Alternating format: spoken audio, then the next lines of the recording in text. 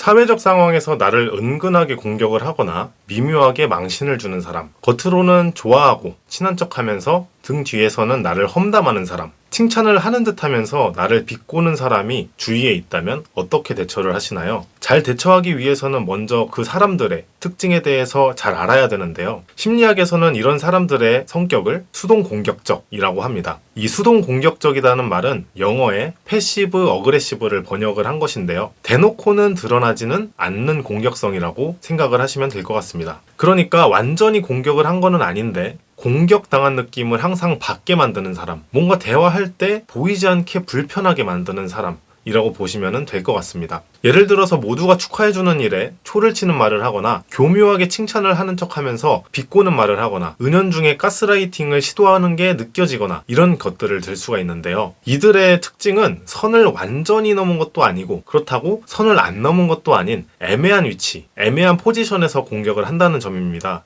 그렇기 때문에 그 사람들의 행동이 명백하게 문제 삼을 정도는 아닐 수가 있어요. 그래도 이거를 계속 받자니 은연중에 또 사람을 자극을 해서 마음의 스트레스가 쌓이게 됩니다. 또 한편으로는 지적을 하자니 내가 속이 좁은 사람이 아닌가 고민을 하게 되고 하여간 넘어가기에는 되게 찝찝한 포지션에서 계속 공격을 합니다. 하지만 이런 데미지들이 여러 번 쌓여가게 되면은 상당히 심리적인 스트레스를 받을 수밖에 없습니다. 또 수동공격적인 사람들은 사회적으로는 은근히 평판이 나쁘지가 않을 수가 있습니다. 자신의 감정을 타인에게 내비치는 것을 굉장히 꺼려하기 때문에 자신의 욕구를 많이 숨기는 편입니다. 그래서 표면적인 관계를 맺는 사람들은 그 사람 크게 문제 없어 보이던데 이런 피드백을 줄 수가 있습니다. 내부에 쌓여있는 분노나 어떤 공격적인 태도들이 개별적으로 잘 드러나지는 않기 때문입니다. 그렇기 때문에 같은 공동체에서 수동공격적인 사람들이 계속 부딪힐 때는 상대해주기가 상당히 곤란한 면이 있습니다.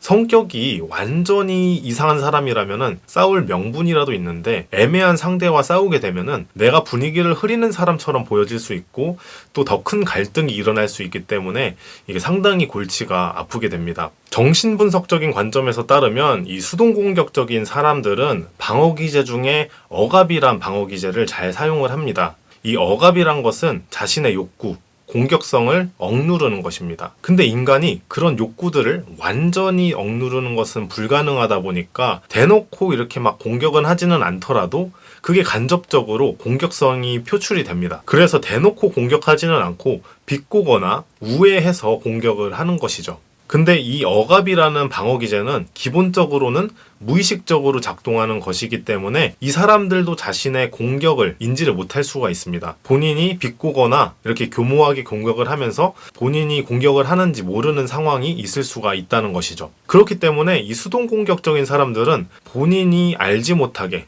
본인도 이유를 모른 채 대인관계를 잃는 경우들이 있습니다. 그러니까 손절을 좀 많이 경험할 수가 있습니다. 그래서 이 사람들도 이 사람들 나름대로 은근히 마음속에 상처가 있는 사람들일 수가 있습니다. 한편으로는 이제 본인이 수동공격적인 성향을 갖고 있다는 것을 깨달은 경우, 그러니까 자신의 행동이 다른 사람들을 곤란하게 만드는 것을 알게 된 사람들도 본인이 그런 상황을 지각했다고 하더라도 크게 바뀌지 않을 확률이 있습니다. 왜냐하면은 가장 많이 쓰는 방어기제가 제가 아까 뭐라고 말씀드렸죠? 억압이라고 말씀을 드렸죠.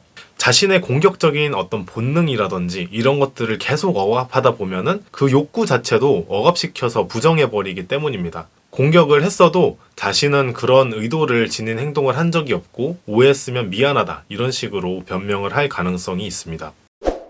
자, 그렇다면은 이제 이런 사람들을 만나면은 좀 어떻게 대처를 해야 될지 알려드리겠습니다. 일단 첫 번째입니다. 첫 번째는 이들에 대한 기대를 최대한 낮추고 피할 수 있으면 피하는 것입니다. 미묘하게 초를 치고 굳이 신경질적이지 않아도 되는 상황에서 굳이 시니컬하게 반응하는 이유는 이 사람들의 어떤 내재된 분노와 공격성이 속 시원하게 발산되지 못하기 때문입니다. 그리고 그 원인 중에 하나는 자신의 감정을 직접적으로 표출하지 않는 환경에서 자라면서 약한 자존감으로 인해서 표현하는 것을 학습하지 못했기 때문입니다. 그렇기 때문에 그 사람들의 마음은 우리보다 더 고통스러운 사람들입니다. 그러니까 좀 마음이 힘든 사람이라고 이해를 해주신다면 마음이 조금 편해지지 않을까라고 생각이 됩니다.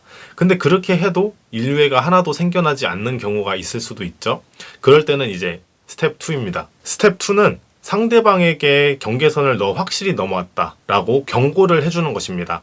처음에는 인내도 하고 또 좋게 넘어가려고 이렇게 긍정적으로 대하기는 하지만 지속적으로 이제 선을 넘을 때는 확실하게 경고를 하는 게 필요합니다. 아까 말씀드렸지만 이 수동공격적인 사람들은 자신도 모르게 의도치 않게 불쑥불쑥 튀어나오는 공격성이 있을 수가 있습니다. 그리고 이러한 기제들이 무의식적으로 작동이 되는 것이다 보니까 본인이 공격을 했는지 인지를 못했을 수도 있어요. 그래서 상대방에게 명확하게 인식을 해주면 좋습니다. 너는 방금 나의 선을 넘어왔고 나는 이거에 대해서 상당히 불편하다라는 것을 직접적으로나 간접적으로 전달을 하는 것입니다. 일단 간접적으로 전달하는 방법은 침묵입니다.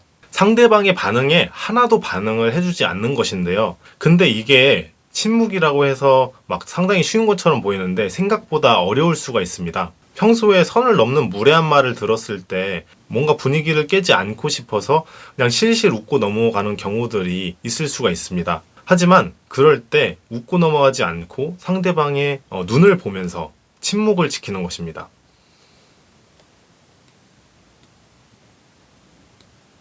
이것만으로도 내가 너의 그런 행동들에 불쾌감을 느끼고 있다는 것이 전달이 될 수가 있습니다. 근데 침묵을 하는 경우에도 이런 상황이 지속적으로 반복될 수가 있습니다. 그럴 때는 상대방이 정말 사회성이 없는 것일 수 있기 때문에 직접적으로 표현해주는 것이 필요합니다. 직접적으로 표현을 하는 것은 이런 상황에서 나는 이런 것들이 불편한데 이런 것들을 너가 앞으로 조심해줬으면 좋겠다 라고 직접적으로 나의 마음을 표현하는 것이죠. 이제 스텝 2까지 했는데 문제가 해결되지 않았다 하면은 이제 스텝 3 망치가 필요한 스텝 3, 세 번째는 강약약강의 대처입니다. 사실 이 사람들은 강자에게 한없이 약해지는 사람들입니다. 사실 베스트 대처는 강하게 대처하기 전에 이 사람들을 피하면서 마주치지 않는 것이 가장 좋기는 한데 피할 수 없는 상황이어서 선을 넘었다고 경고를 했는데도 불구하고 지속적으로 선을 넘어오는 경우에는 이제 어쩔 수가 없습니다. 싸울 준비를 하셔야 됩니다. 강하게 나가는 것이 도움이 될 수가 있습니다. 왜냐하면 수동공격적인 사람들은 자신의 공격성을 간접적으로밖에 표출하지 못합니다. 왜 간접적으로밖에 표출하지 못할까요? 이런 사람들은 대부분 자신의 낮은 자존감을 만만한 남을 찍어 눌러내리면서 올리는 타입이기 때문에 내가 만만하게 느껴지지 않도록 강하게 행동하는 것이 좋을 때가 있습니다. 그래서 더 이상 안 되겠다. 이제는 싸워야겠다. 라는 마인드를 가지고 상대방이 공격할 때 어떤 말로 대받아칠지 고민을 한번 해보는 것입니다. 응, 그래. 너 또 그런 말 할 것 같더라. 너는 항상 이런 상황에서 이런 말만 하더라. 너는 왜 말하는 방식이 그래? 너 화법 왜 그래? 너 진짜 말하는 방식이 무례하다. 너 나랑 친하냐? 나한테 열등감 느끼니? 너 나 잘 알아? 이런 식으로 강경하게 나가는 것이 오히려 도움이 될 때가 있습니다. 왜냐하면은 수동공격적인 사람들은 강자 앞에서는 한없이 작아지는 사람들이기 때문입니다. 네, 지금까지 미묘하게 나를 공격하는 사람들에 대해서 어떻게 대처할지 알아봤는데요. 영상이 유익하셨다면 구독과 좋아요 부탁드리고요. 저는 지금까지 마음대로였습니다. 시청해주셔서 감사합니다.